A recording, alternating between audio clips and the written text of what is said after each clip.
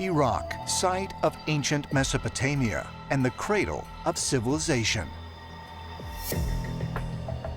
In the remains of the ancient city of Nineveh, Sumerian tablets dating back to as early as 1800 BC tell the story of King Gilgamesh.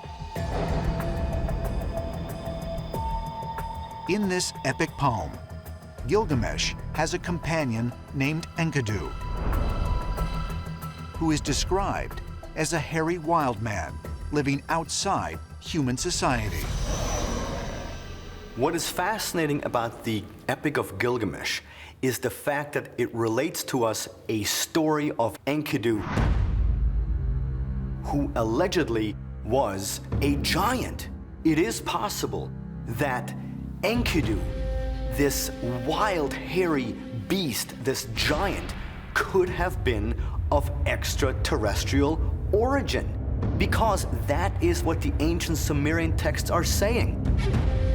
Enkidu is described in the Epic of Gilgamesh as being a hairy, man-like monster with great strength.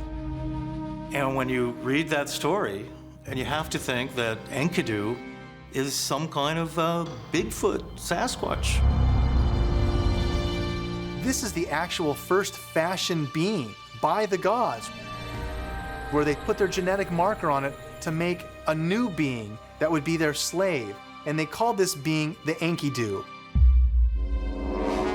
Is it possible, as ancient astronaut theorists suggest, that the Epic of Gilgamesh actually describes a hominid creature created by extraterrestrial beings? Sumerian texts also describe ancient sky gods who came to Earth, called the Anunnaki. The ancient astronaut theory explains how these gods were probably extraterrestrials and put their genetic marker on this beast, but that beast would still exist and probably went on its own evolutionary path to be the Bigfoot and the Sasquatch that we have today. Do ancient accounts of such human-like beasts provide further evidence that this otherworldly being may have really existed throughout our history?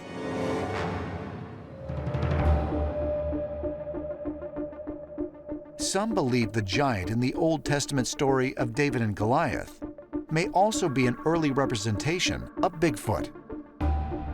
If you think about the story of David and Goliath from the Bible, Goliath is huge and he's big and he's hairy, but he doesn't live on the edge of civilization or avoid people. He's really being used as a weapon, almost, a weapon of terror against the Israelites.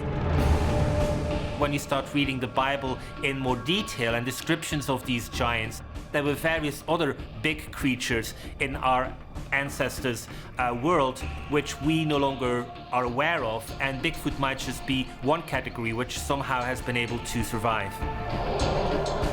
Whether or not Goliath is a Bigfoot, they definitely sit within the same category of a creature which clearly is not human, but clearly is also present here, and which is taller than our ancestors were. My question is, what is the truth behind this particular story?